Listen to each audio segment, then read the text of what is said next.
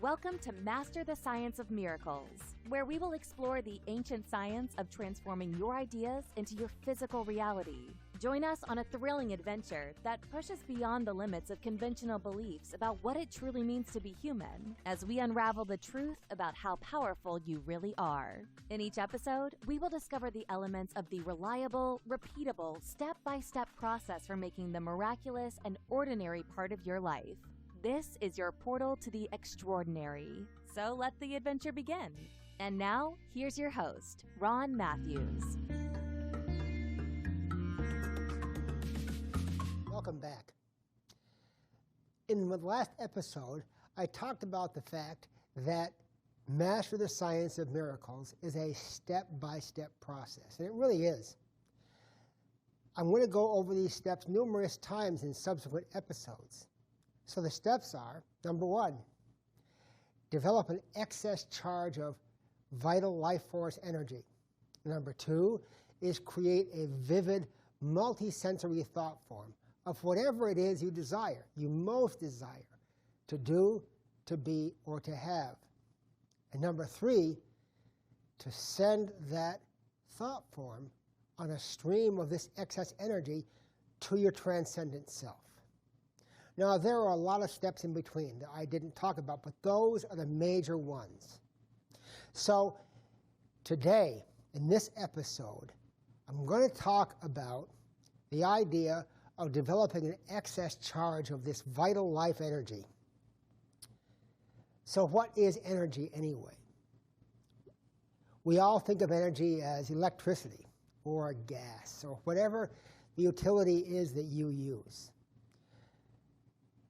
The ancient indigenous cultures, the ancient mystery schools, all have this underlying belief that the entire universe, in every component, from the rocks, the minerals, all the way to us humans and beyond, we are energy. And the thing that gives us life and animates us, gives everything life, is this elusive vital life force energy. Now, students of Chinese Qigong or Tai Chi or any of the Chinese martial arts know this energy as Qi. The Japanese, Korean martial arts, they know it as Ki. If you practice yoga, you're probably familiar with the concept of prana. And in Polynesian traditions, the word for this energy is mana. Now, truth be told, throughout the world, there are countless cultures, and they all have their own name for this energy. No matter what you call it, it's all the same. Chi, prana, mana, all the same thing. Now, we humans have the distinct ability, among all creation, to be aware of this energy. And not only to be aware of it, but to interact with it, to develop it within our own bodies, and then to use it to good effect. The way that we're going to go about this is to learn a more efficient, a more energizing way of breathing, because we take, after birth, after we're born, we take in energy in the food that we eat, the water that we drink, and the air that we breathe. In point of fact, we also either take in energy or we expel energy through our thoughts. So just like eating fast food or drinking carbonated soft drinks are not the best source of nutrition for us, they also aren't the best source of energy. In the same way, the thoughts that we think can either be energy-building thoughts or energy-depleting thoughts. And so we're going to be working with this throughout our time together here at Master the Science of Miracles. So the first thing I'm going to talk about is our breathing. We all have to breathe to survive. And as such, most people give no more regard to their breathing than they give to the leftovers that they throw in the trash. It's like a throwaway.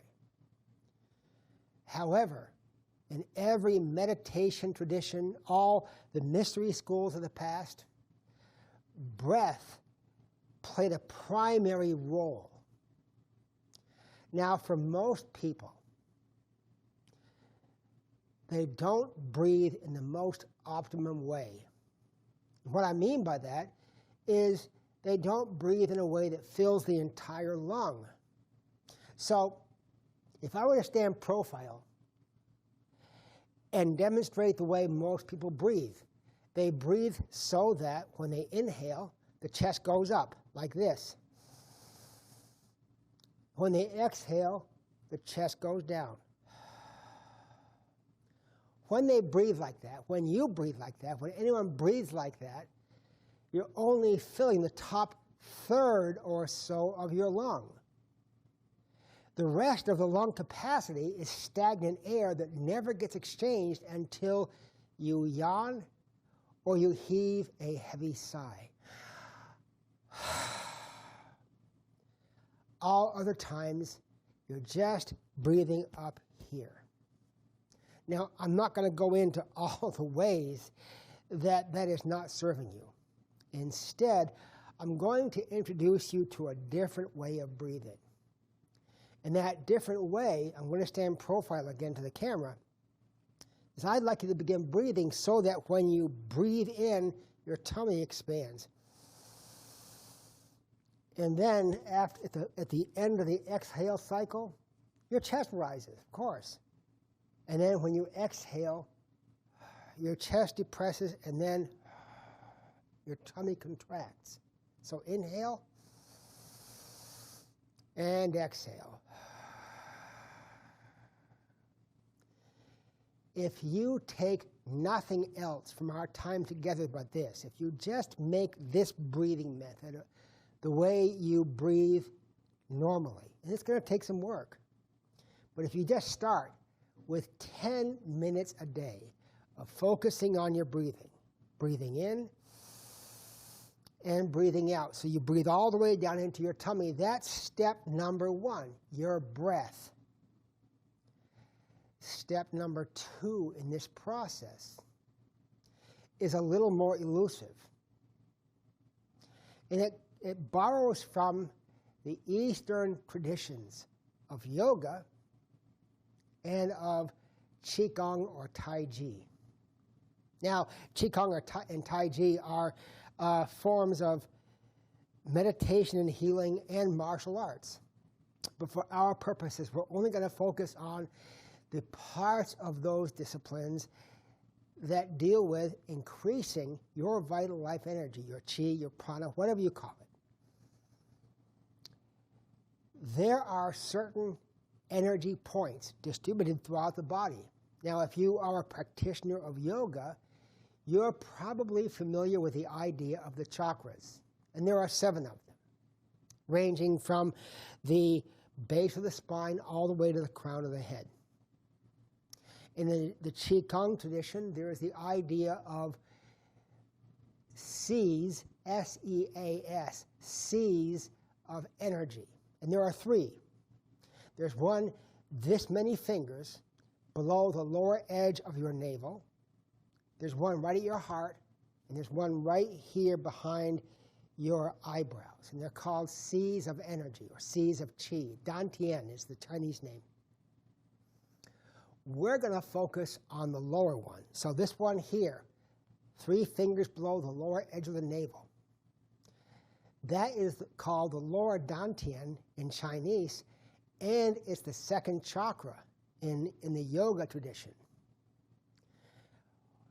With all of these points, and most especially with this point below your belly button, when you focus your attention on them, and you breathe as though you are breathing into it, it begins to wake up. So what I'd like you to do, number 1, is to begin breathing so that Your tummy expands when you inhale, and your tummy contracts when you exhale. In addition to this, I'd like you to pretend, I'd like you to just make believe that when you inhale, you're inhaling all the way down into this point. And when you exhale, you're exhaling out from this point. Now, are you really breathing into this point? No, of course not. Because your lungs only go down as far as your diaphragm, which is right here. For ladies, where your bra line is. For guys, this is where the abdomen is divided, separated from the pectoral area. However, you're going to pretend, you're going to imagine that you're breathing down into this point and exhaling from this point.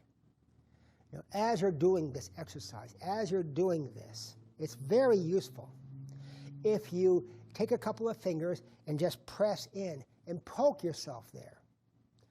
Only with enough pressure to draw your attention to this point. And then spend 10 minutes a day. The morning is great. Evening is fine too, but carve out just 10 minutes a day to do this exercise, to breathe in as though you're breathing into this point and breathe out as though you're breathing out from this point. When you do this, there's something that happens, and you'll begin to feel it.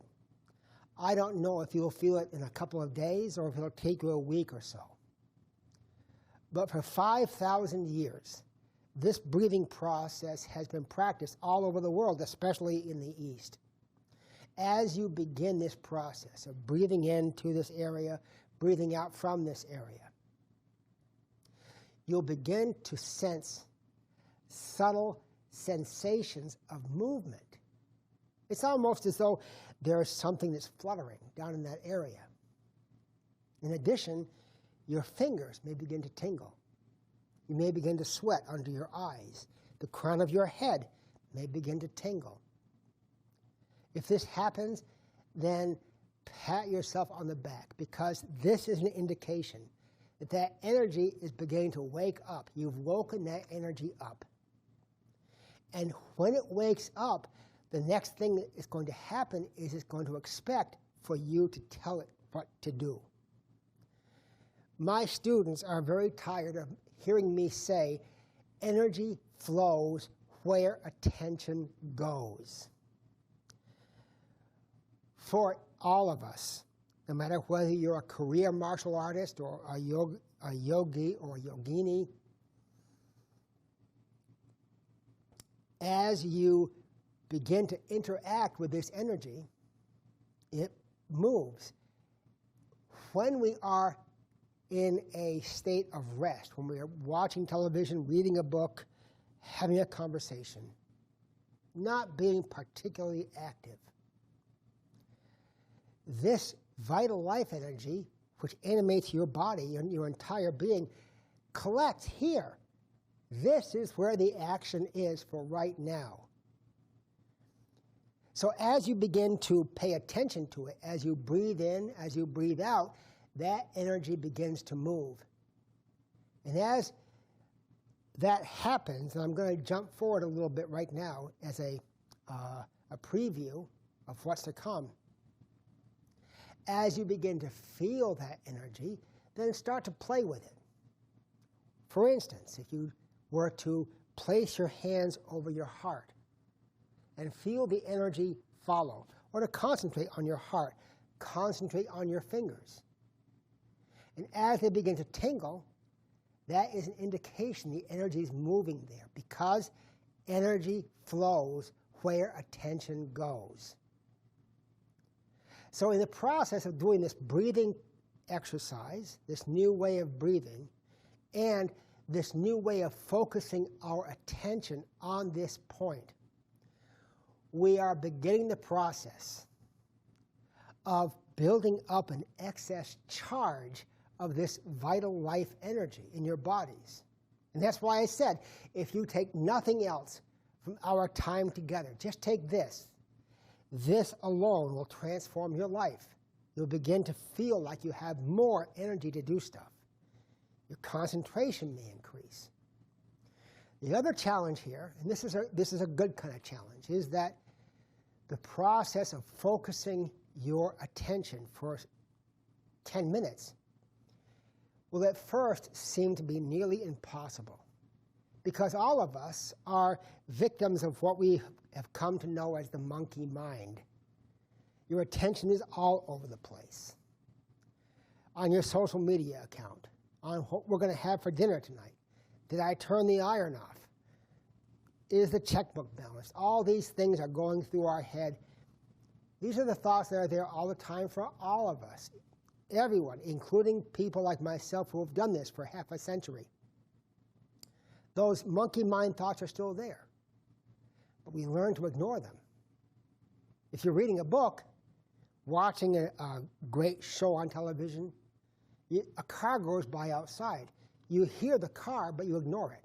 A dog barks. You hear the dog, but you ignore it. That's how your wayward thoughts are. So this process of focusing your attention on a single point, and in this case, that point is this lower dantian, then you're getting two great benefits. One is you're learning to concentrate your attention, and your mind will wander. Please don't beat yourself up. Your mind will wander. That's all there is to it. When it does, you just say, oop, my mind wandered. Let me bring my attention back to my lower dantian. And poke yourself there again if you need to. That's fine. As you repeat this process, and it will take some time, you'll begin to notice that it's easier for you to keep your attention focused on this one point. And you're learning a new way to breathe, which is bringing more oxygen into your body per breath. And it's building up this energy which keeps us alive. That is the excess charge of energy we're going to be using to send the thought form of our desired outcome to our transcendent self. As always, thank you so much for joining me here. I so enjoy having this time with you. And until next time, make miracles an ordinary part of your life. Bye for now.